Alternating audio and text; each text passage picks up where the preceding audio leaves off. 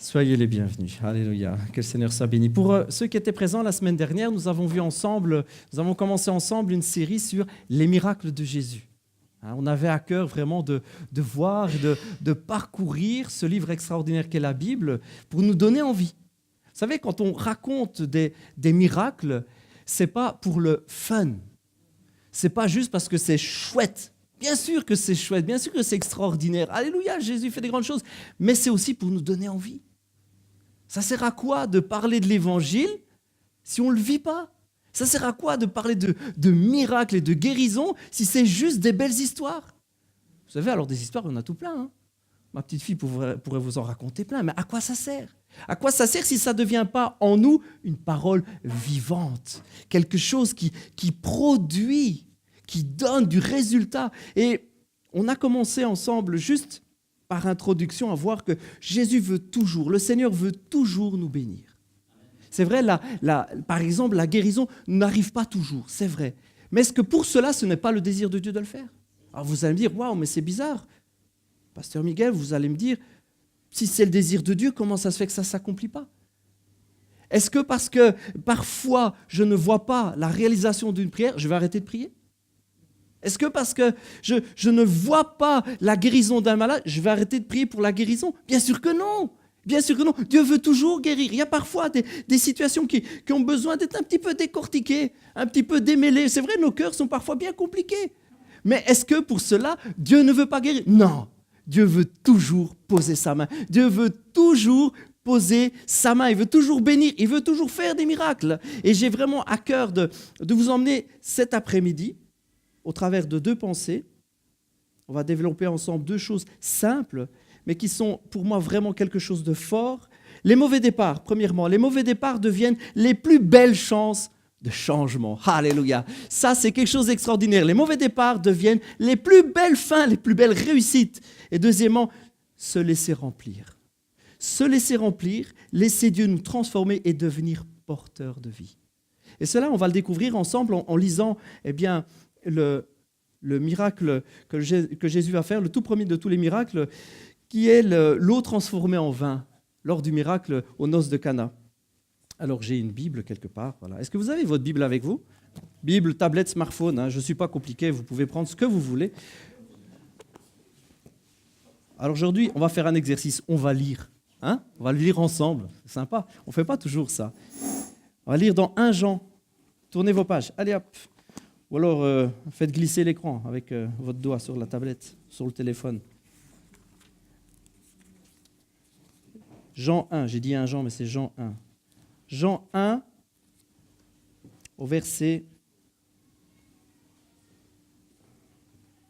Jean 2, pardon, excusez-moi. Jean 2. Oui, Jean 2. C'est parce que mon introduction, j'avais encore Jean 1, mais c'est pas grave. Jean 2, allez. Deuxième épître... on y arrivera. Je me suis levé tôt le matin, je vous assure.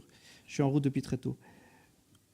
Deuxième chapitre de l'évangile de Jean. Or, le 3e jour, il eut des noces à Cana, en Galilée. La mère de Jésus était là. Et Jésus fut aussi invité aux noces avec ses disciples. Comme le vin venait à manquer, la mère de Jésus lui dit, « Ils n'ont plus de vin. » Jésus lui répondit, « Que me veux-tu, femme ? Mon heure n'est pas encore venue. » Sa mère dit au serviteur, « Faites tout ce qu'il vous dira. » Or, il y avait là 6 jarres de pierre, destinées aux purifications des Juifs et contenant chacune une centaine de litres.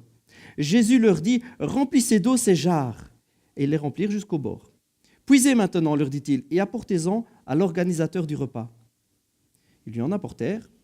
L'organisateur du repas goûta l'eau changeant en vin, ne sachant pas d'où venait ce vin, tandis que les serviteurs qui avaient puisé l'eau le savaient bien.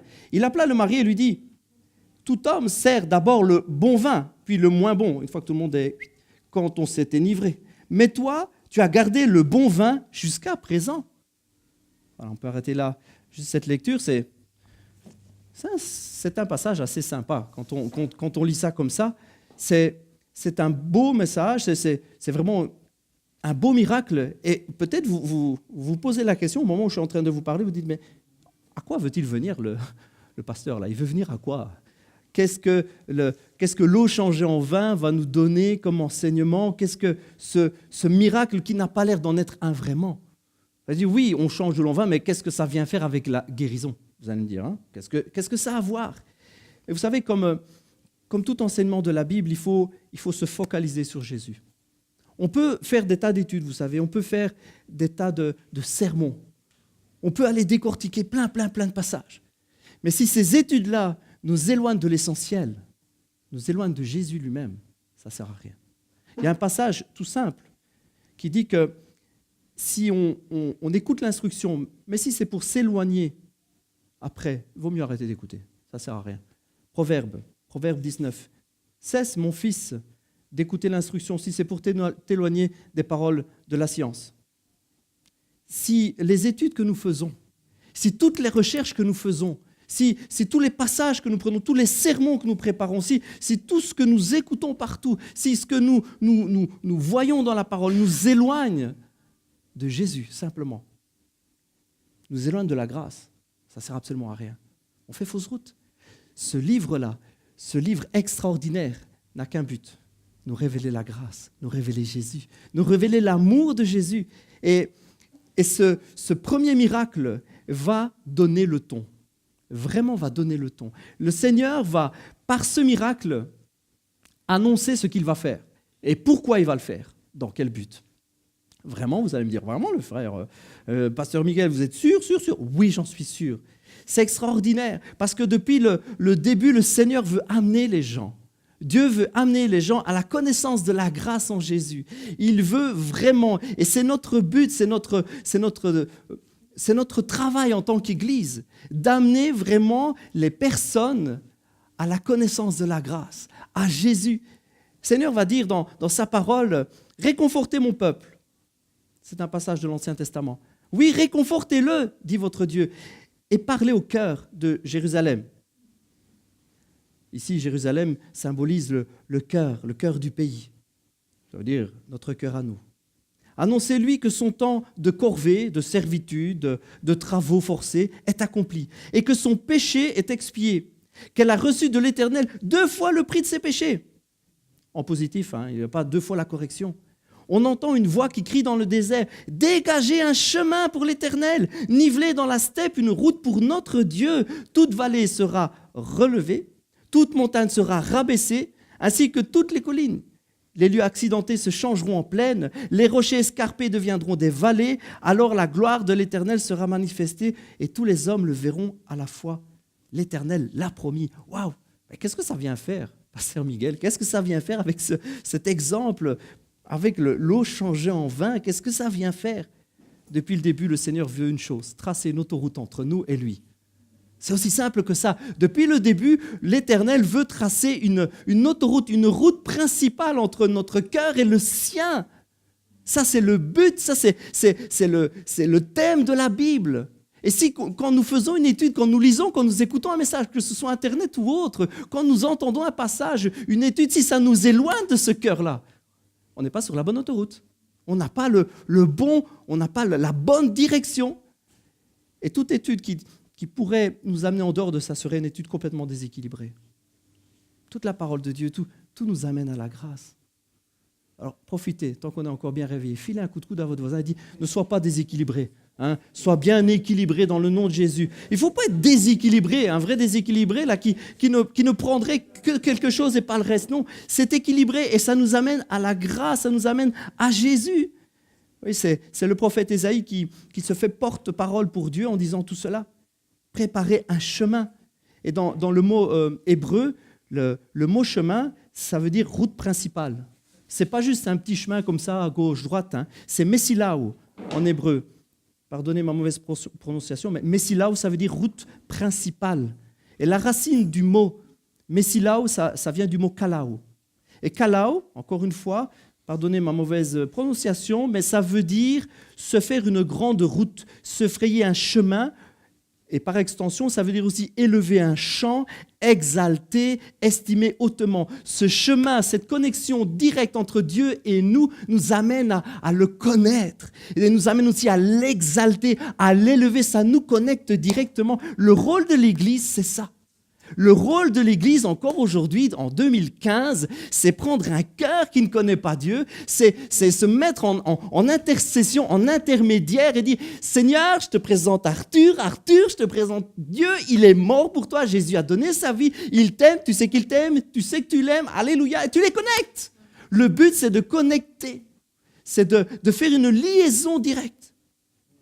Et ce jour-là, le Seigneur, bizarrement, vraiment bizarrement, à travers ce miracle, c'est ce qu'il va faire. C'est ce qu'il va faire.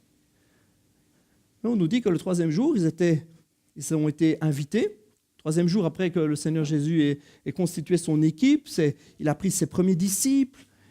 Il s'est constitué une super équipe, un petit groupe. Il s'est dit, ouais, on va renverser le monde, on va changer la destinée des hommes, on va faire quelque chose d'extraordinaire, je vais faire de vous des super-héros, je vais être avec vous, on va guérir des malades, vous allez voir le ciel ouvert, alléluia, vous allez voir des choses extraordinaires. Et puis la première chose qu'ils font, c'est aller à un mariage. On pourrait vraiment se demander, wow, est-ce qu'il n'aurait pas fallu faire autre chose? Si, le Seigneur prend le temps d'aller à un mariage. Il prend le temps d'assister, de s'asseoir. Et vous savez quoi? De participer. Vous ne me ferez pas penser que le Seigneur Jésus s'est assis et puis il a dit non, ça a très peu pour moi. Je ne mange pas avec des pécheurs. Je ne mange pas avec des gens pas saints. Non, vraiment pas. Ce n'est pas son message au Seigneur Jésus. Non, il s'attable avec eux, il se met avec eux. Il y a certainement quelqu'un qui joue de la musique dans un coin, peut-être pas aussi bien que de bons musiciens, mais c'était peut-être pas des chants aussi rythmés, aussi chouettes, quoique la musique israélienne, on sait très bien qu'elle est super rythmée, qu'elle est très emballante, elle est très chouette. Il y avait certainement de la musique, il y avait de la fête, et il y avait du vin. Et puis tout d'un coup, on vient dire au Seigneur, oh, le vin va manquer. On dit ça à la mère de Jésus. Qu'est-ce que ça a à voir? Pourquoi on vient dire ça à la mère de Jésus? Le vin va manquer. Et puis si c'était pas très important, elle aurait dit, pas de bol, fallait commander plus. Qu'est-ce que je vous dis? Moi quand j'ai fait mon mariage avec Joseph, on a compté mieux, on n'a pas manqué. Non, c'est pas ça qui se passe. Comme si la chose était super grave et super importante, elle va trouver son fils, Jésus. Je vous rappelle qu'elle sait qui c'est. Hein. Elle sait que c'est le Fils de Dieu. Hein. Elle a été enceinte par le Saint-Esprit. Hein. C'est pas qu'elle était mariée à Joseph à l'époque, hein, on le sait tous. Hein. Donc elle sait que c'est le Fils de Dieu. Et elle va le trouver en disant, ils vont manquer de vin. Jésus aurait très bien pu dire, et alors? Et qu'est-ce que ça peut faire? Il fallait qu'il compte mieux. Toi, quand tu as marié papa. Bon, non, voilà. Il lui dit quelque chose d'assez extraordinaire. Il lui dit, c'est pas encore mon temps. C'est pas encore mon époque, là. Je ne suis pas encore dans mon ministère. Je ne suis pas en plein job, là. Là, je suis avant. Et avant, je prends du temps pour le... Ça paraît étonnant ce que le Seigneur dit, mais il lui dit, c'est avant mon temps. Je ne suis pas encore dans mon ministère, mais je vais quand même faire quelque chose. Comme si ce miracle avant l'heure annonçait tout ce qui arrive. Comme si ce miracle avant le temps marquait le temps. Comme si... il dit, tu vois, je n'ai pas encore commencé, mais... je t'annonce ce qui va arriver. Waouh! Pourquoi se soucier autant du vin qui va manquer? Il faut essayer de faire un petit peu la part des choses et remettre les choses dans leur contexte. C'était il y a plus de 2000 ans. Je vous rappelle. Il y a plus de 2000 ans, un mariage, c'était peut-être beaucoup plus carré que maintenant encore. Hein? C'était quelque chose de super méga important. Le mariage à l'époque, ce n'était pas juste deux personnes qui se disent on va passer à la mairie, officialiser l'union, hop, on met notre nom sur un bout de papier, on prend ça à la légère et on verra si ça marche 2-3 ans, hein, si tu aimes les chiens, si tu n'aimes pas les chiens, si tu veux 3 enfants, si tu en veux 4, on verra bien si tu veux habiter à la plage ou pas. Non, c'était pas ça. À l'époque, c'était pas juste deux petits amoureux qui disaient tiens, on se marierait bien, oui, on se marierait bien. C'était l'histoire de deux familles. Hein, remettez les choses dans leur contexte. C'était l'histoire de deux familles. C'était l'association de deux familles. C'était des dépenses colossales pour ces gens-là. C'était quelque chose. Hein. Se marier à l'époque, c'était un engagement. Et ça engageait les familles. Si ça engageait les familles, ça engageait les réputations des familles. Hein, un mariage qui cassait à cette époque-là, ce n'était pas rien. Ça engageait les époux et les épouses. Ça engageait Marie et la femme, et ça engageait toute la famille. C'était quelque chose de sérieux. Et un mariage qui tournait mal, eh bien, c'est toute la famille qui avait la honte sur elle. C'était quelque chose d'important à l'époque. Et là, c'est même pas encore fait que ça part en cacahuète. C'est même pas encore sur les rails. Le mariage n'est pas encore fini que c'est déjà la catastrophe. Vous imaginez le crépage de chignon. C'est qui a commandé le vin? C'était la famille de toi. Non, c'était ta famille à toi. Et puis c'est parti, hein. Bagarre générale dans le village. Mais imaginez, vous dites, peut-être je brode, hein, j'en fais beaucoup.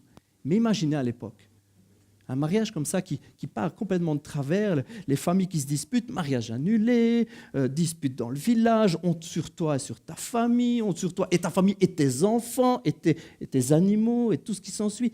Quelque chose de, voilà, c'est pas encore fait. Un projet de vie qui part complètement de travers. Un projet de vie qui va complètement capoter. Et le Seigneur intervient. Pourquoi est-ce qu'il intervient? Mais pourquoi il met sa main? Si ce n'est juste pour sauver la fête. C'est pas plus compliqué que ça. Ça partait en cacahuète, il dit, non, on ne va pas laisser faire ça quand même. Hein? La fête, elle était bien, elle avait bien commencé. Vous savez ce que ça s'appelle ça? Vous savez comment ça s'appelle? De l'amour. Simplement par amour. Par amour pour les familles. Par amour pour l'homme et pour la femme là. Simplement parce que ça part de travers. Il dit, mais je ne suis pas venu pour ça, moi. Moi, je suis venu pour que les fêtes qui capotent, hop, soient bonnes. Pour que les mauvais départs se remettent sur les rails. Je suis là pour que les projets de vie qui sont en train de tomber par terre, on est prêt à tout annuler, ça part vraiment de travers. Ce n'est pas du tout ce que j'avais espéré. Je rêvais tellement d'un mariage en carrosse blanc, et puis tout ce que j'ai là, c'est une fête qui est pourrie, et puis tout le monde va me râler dessus. Vous imaginez, c'est toutes ces vies, ça représente toutes ces vies brisées avant même d'avoir commencé. Ça représente tous ces projets de vie complètement foireux que le Seigneur, juste par amour, dit, moi je viens, je redresse tout ça. Je donne un nouvel espoir. Je donne un nouvel élan. Je veux que ça reparte bien. Oui, ce miracle avant son temps montre juste que le Seigneur, quand il intervient, c'est par amour simplement. C'est simplement par amour. Quand Dieu met sa main dans une vie, c'est simplement par amour. Il n'y a rien d'autre. Il aime. Il aime audacieusement, scandaleusement, démesurément. Il aime. Il aime l'être humain. Nous avons de la valeur. Nous avons une valeur à ses yeux. Et même une fête un peu pourrie, le Seigneur, ça lui fait quelque chose. Une vie qui part en sucette, ça lui fait vraiment quelque chose. Et je voudrais te dire, si tu m'entends, et si toi, ta vie, elle est un petit peu comme ça, et que tu as des projets de vie, puis il n'y a rien qui va. Il n'y a rien qui va. Tu avais planifié le truc comme un mariage. C'est planifié, c'est prévu. Après ça, on fera ça, puis j'espère pouvoir faire ça, puis je ne sais pas, moi, peut-être, voilà, je voudrais faire telle étude, je voudrais faire ceci, puis j'aimerais me marier, puis j'aimerais une maison, puis une telle voiture. Waouh, plein de projets de vie. Et puis, paf, une mauvaise nouvelle. Une mauvaise nouvelle. Tu apprends que tu es malade. Tu apprends que tu as un cancer. Tu apprends que papa a un cancer. Oh là, la vie, elle bascule. Et tous les projets tombent à l'eau. Tous tes calculs, là, tout ça tombe à l'eau. Tu dis, waouh, comment on va faire pour s'en sortir? Qu'est-ce que je vais faire? Et dans ces cas-là, bien, la bonne solution, c'est de, waouh, on va manquer de vin. Waouh, envoyer quelqu'un demander au Seigneur, waouh, il y a quelque chose qui ne va pas là. Je perds pied, je perds tous mes repères. Il y a quelque chose qui ne va pas. Il y a quelque chose qui ne va pas. Et le Seigneur intervient. Oui, le premier miracle avant son temps nous montre simplement que tout ce que le Seigneur va faire par après, c'est simplement par amour. Parce qu'il nous aime vraiment. Il nous aime vraiment. C'est quelque chose d'extraordinaire. C'est quelque chose d'exceptionnel. C'est quelque chose de formidable. Je relis. Donnez une acclamation pour Jésus qui ne refuse jamais de prendre son temps. Donnez une acclamation. Wouh! Merci Seigneur. Merci Seigneur. Le Seigneur est venu simplement nous relever, redresser, nous donner un espoir, un avenir, alors que ça semblait foutu d'avance et qu'il y en a qui disent « t'arriveras à rien, t'es qu'un raté. Ta vie, elle est foutue, jetée au bac. Tu vaux rien, regarde ça, tu n'es pas capable de faire ci, tu n'es pas capable de faire là, tu n'es même pas capable d'aller au bout de ce que tu entreprends. Comme un mariage foutu, là. Le Seigneur, il vient et dit, moi, j'ai de l'espoir pour toi. Moi, je t'aime, moi, je veux te redresser, je veux mettre mon espoir dans ton cœur, je veux te relever. Alléluia. Et c'est ce que nous voulons, c'est notre job.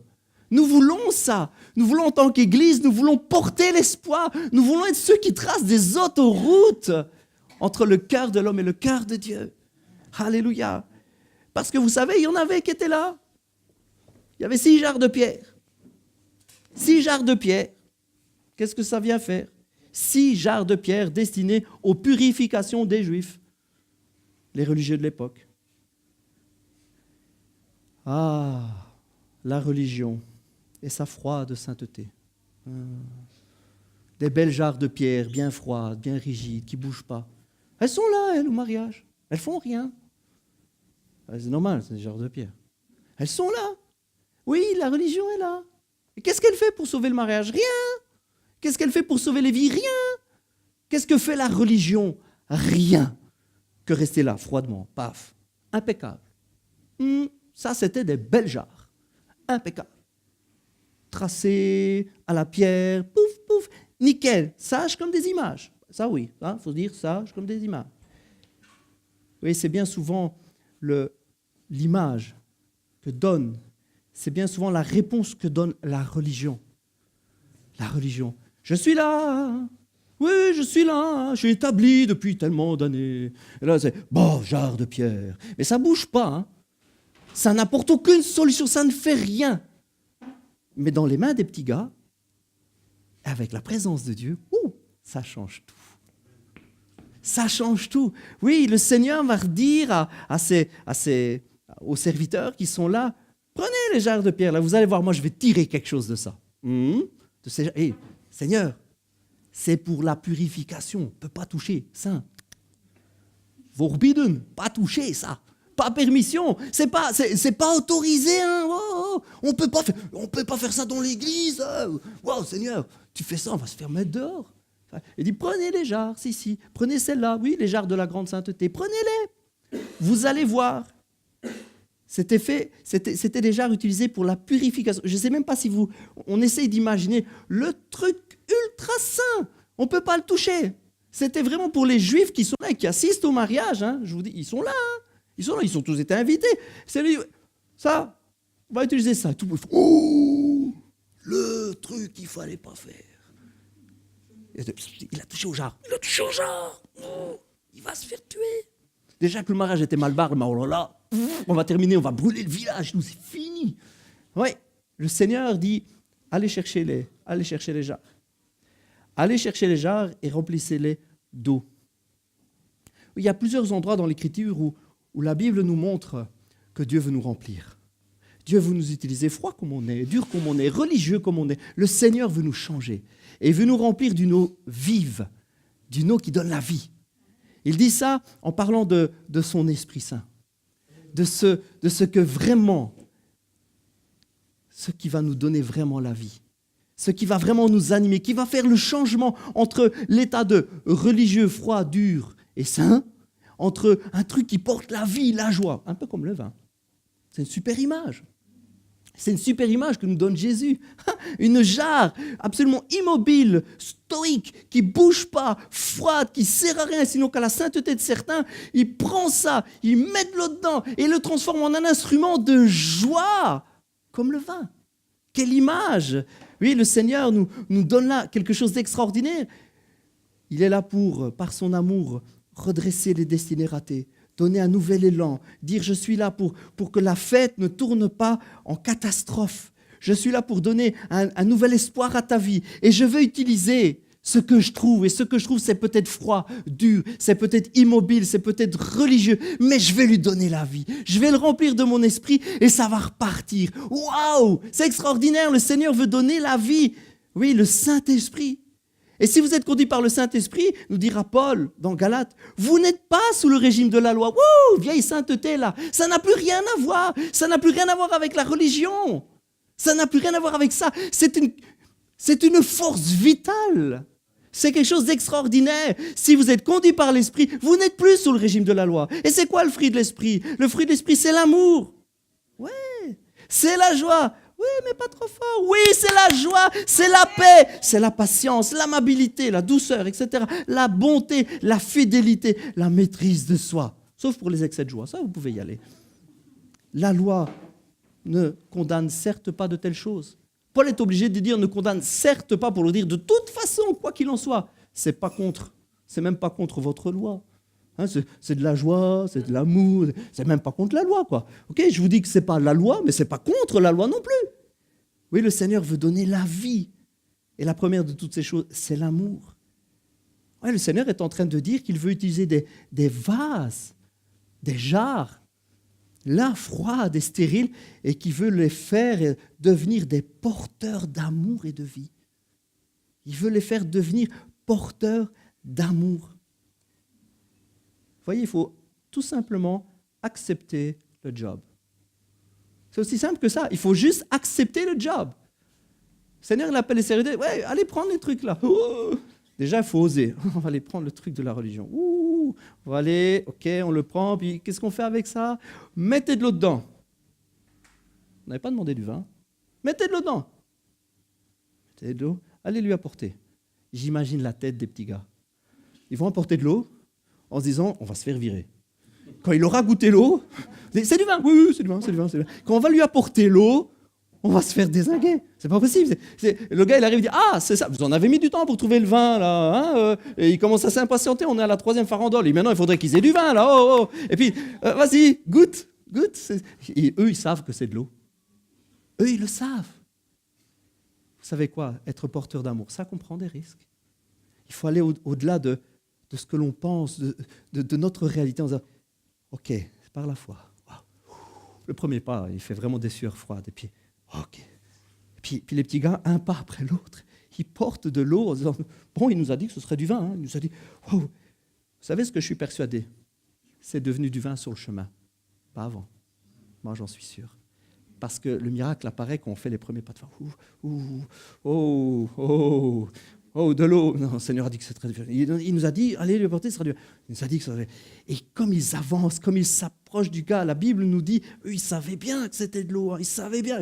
Ils approchent et puis le gars, il goûte et waouh! Il goûte, il dit, oh purée, c'est quoi ce vin? Il est vachement meilleur que le premier. On ne fait pas ça d'habitude. Waouh! Quand on accepte le job, quand on accepte de devenir des porteurs d'amour et de vie, quand on accepte d'être rempli du Saint-Esprit, de quitter sa froideur de religion et de dire « Moi, je veux vivre pour lui. » Ok, mais ça prend des risques. Hein. J'y vais quand même. Ouais, ben vas-y maintenant.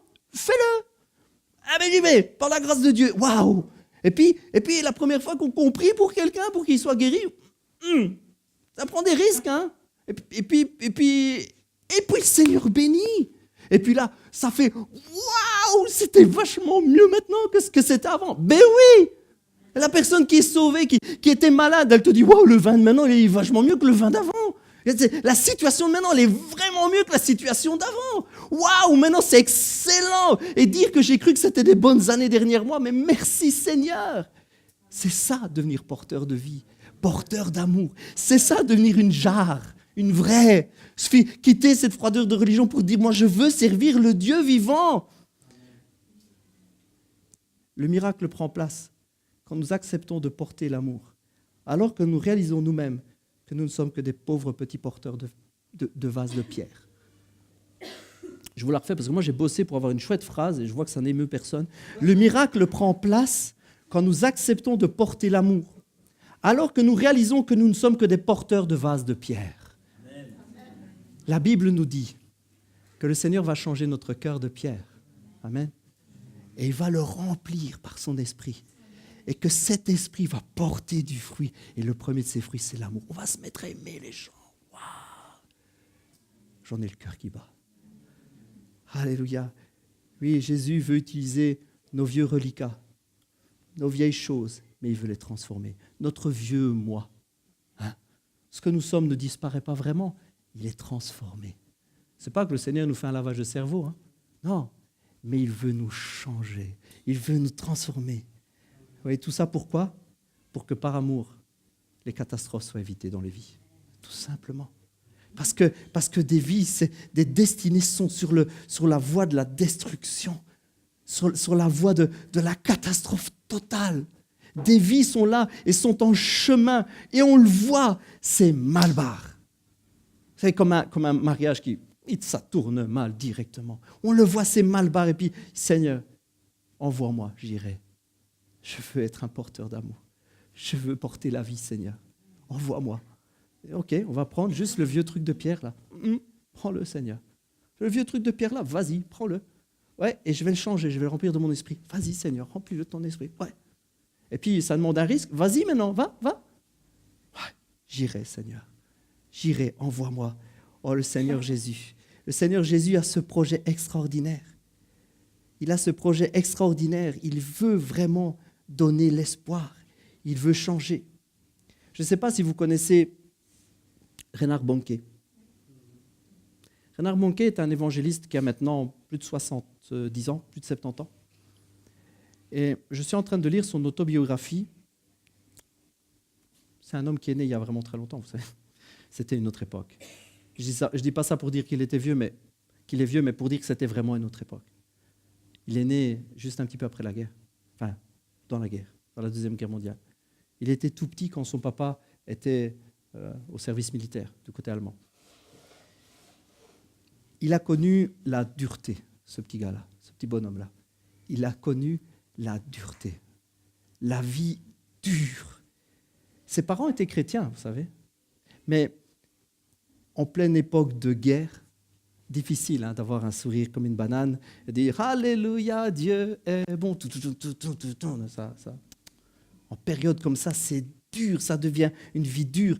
Pendant, je pense, 5 ou 7 ans, il a été séparé de son papa. Lui, il s'est retrouvé dans un camp au Danemark, c'est ça, plus ou moins ça, au Danemark, il s'est retrouvé dans un camp. Son papa était dans un autre camp tenu par les Britanniques. 7 ans, je pense, 5 ou 7 ans, sans voir son papa. Ah, ça vous donne un avant-goût d'une belle vie, ça. Hein. Oh, ça, c'est une belle vie bien sur les rails. Hein. Oh, ouais. Commence bien la vie d'un petit bonhomme. Pas de papa, né en pleine guerre. Et puis, dans cette période-là, on vous parle de Dieu. Ah ouais, réjouis-toi, gamin. Prends la vie du bon côté. Hein? Pas facile, hein? Pas facile. Mais il a grandi en gardant une sorte de foi, mais en ne voyant pas grand-chose, en fait, en soi. Mais il raconte le jour où le Seigneur vraiment, alors que lui, il s'est donné tel qu'il était, en disant, bon, ok, je suis qu'un vieux caillou de pierre, c'est pas grave. Je suis pas digne, ok, c'est pas grave. Mais où le Seigneur vraiment l'a visité. Ce jour-là, il le raconte comme ça en disant, c'est des flots d'amour. Il n'a jamais rien vécu de tel. Un amour, il s'est senti aimé de Dieu tel qu'il était. Mais plus extraordinaire, il s'est mis à aimer les gens tels qu'ils étaient. Il s'est mis à aimer les gens. Il n'avait aucune haine contre ceux qui les avaient mis dans des camps. Il n'avait aucune haine contre ceux qui avaient tué des membres de sa famille. Plus aucune haine contre personne. Il avait un amour extraordinaire. Il le raconte lui-même. Et vous savez, cet homme-là, maintenant qui a 70 ans, c'est un évangéliste. Des millions d'âmes à qui il parle maintenant. Je voulais vous montrer une vidéo, et puis je n'ai pas eu le temps de la préparer, où on voit les foules à qui ce petit gars-là, devenu grand, parle. Wow.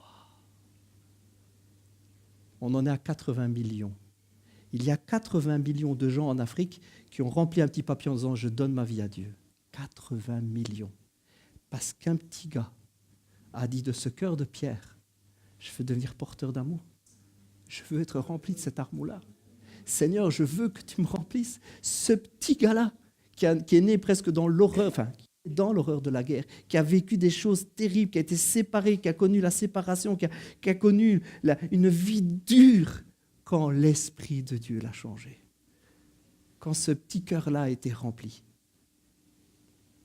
Alors, je voudrais simplement vous appeler. Je voudrais faire 2 appels. Tout simple. Le premier, c'est à ceux qui sont justement dans une période de leur vie où les réflexions leur montrent qu'ils disent « Ok, ma vie est en train de virer à la catastrophe. Ma vie, mes choix, mes projets, c'est en train de partir en cacahuète. » Et ce sera un appel très simple. Je vous demanderai juste dans votre cœur de Dire, Seigneur, je suis cet homme-là, je suis cette femme-là. Tout ce en quoi j'avais mis mon avenir, mon espoir, c'est en train de vaciller. Ce n'est pas du tout comme ça que je voyais la vie. Alors que j'ai encore des années devant moi, j'ai des projets, tout part de travers. Seigneur, j'ai besoin que tu sauves ma fête. J'ai besoin que tu sauves ma fête. Seigneur, j'avais des projets de vie, Seigneur. Je voulais bâtir quelque chose. J'ai besoin que tu sauves ma fête. Seigneur, je vais manquer de vin. Je vais manquer d'amour, je vais manquer de tout. Si vous dites, Pasteur Miguel, ça c'est moi, dites-le au Seigneur dans votre cœur maintenant, c'est moi. Viens sauver ma vie, viens sauver ma fête. Seigneur, si tu m'aimes vraiment comme tu as aimé ces jeunes-là, Seigneur, viens changer mon cœur. Et mon deuxième appel, ce sera pour l'Église. Est-ce que nous voulons vraiment être des porteurs d'amour? Est-ce que nous voulons être ces cœurs de pierre changés par l'Esprit de Dieu? Est-ce que nous voulons prendre ce risque de prendre un vase de pierre plein d'eau et d'apporter ça à un gars comme si c'était la meilleure bouteille Saint-Émilion, le truc vraiment... Je sais que ça a l'air foireux, je sais que ça a l'air complètement perdu d'avance, mais parce que Jésus m'a dit qu'il le ferait. Parce qu'il m'a dit qu'il serait avec moi, parce qu'il a dit que c'était son cœur sur terre. Je veux tracer cette autoroute entre le cœur de l'homme et le cœur de Dieu. Je veux être cette connexion. Si c'est votre cas, si vous voulez, je vais vous demander simplement dans votre cœur, Seigneur, c'est moi. Je suis cette personne. Je suis cette personne. Et on va simplement prier ensemble. Seigneur Jésus, merci parce que, Seigneur, tu vois les projets de vie des uns et des autres. Tu vois ceux, Seigneur, qui t'ont dit, Seigneur, c'est moi ça. Ma fête est en train de virer à la catastrophe. Ma vie, mon avenir est en train de partir. J'ai l'impression de tout perdre, ça file entre mes doigts. Ça file entre mes doigts, je n'arrive pas à retenir. Ça part de travers. Je n'avais pas prévu ça, mais Seigneur, si vraiment tu m'aimes, Seigneur Jésus, viens sauver ma vie. Viens changer. Redonne-moi l'espoir. Redonne-moi, Seigneur, l'espoir. Seigneur, je te prie de bénir ces personnes-là. Seigneur, je te prie maintenant de les visiter par ton Saint-Esprit. Fais ressentir ton amour et ta présence. Maintenant, Seigneur, dans le nom de Jésus. Et Seigneur, je te prie pour tous ceux qui ont à cœur d'être des porteurs d'amour, des porteurs de bonnes nouvelles. Ceux qui veulent prendre le risque, c'est vrai, d'aller au-devant de peut-être certaines moqueries, mais qui veulent devenir des porteurs d'espoir. Seigneur, je veux que tu changes mon cœur de pierre, rigueur et sainteté. Je veux tout laisser. Je ne veux pas de ça. Je ne veux rien produire moi-même. Je veux toi, Seigneur. Je veux ta vie. Je veux ton esprit. Je veux ton cœur dans mon cœur. Seigneur, je veux que ton Saint-Esprit en moi déverse des flots d'amour, Seigneur. Seigneur, je veux te prier pour tous ceux qui ont dit oui, c'est moi ce cœur-là. Je te prie maintenant de remplir du Saint-Esprit. Je te prie, Seigneur, de visiter par ton Saint-Esprit. Seigneur, tu nous as promis, alléluia, tu nous as promis que tu changerais nos cœurs de pierre et tu donnerais des cœurs de chair, des cœurs pleins d'amour. Tu as dit que des fleuves d'eau vive, l'image d'une abondance, l'image d'une surabondance, des fleuves d'eau vive couleraient de notre cœur. C'est ça ta promesse. C'est pas juste un petit vase, c'est un océan. C'est une rivière qui déverse et qui déverse encore un amour extraordinaire. Seigneur, déverse cet amour dans nos vies. Parce que Seigneur, le moteur de l'Église n'est rien d'autre que ton amour. Ce qui nous fait avancer, Seigneur, c'est ton amour. Pourquoi nous prions pour des malades, Seigneur? Par amour. Pourquoi, Seigneur, nous prions pour des vies brisées qui doivent être restaurées, Seigneur? Uniquement par amour. Pourquoi nous existons en tant qu'Église, Seigneur? Pour ton amour et pour l'amour des autres. Et si vous êtes d'accord avec moi, dites un grand Amen. Alléluia, alléluia Jésus. Alléluia, merci Seigneur. Merci Seigneur, alléluia. Alléluia. Soyez bénis. Je laisse la place pour les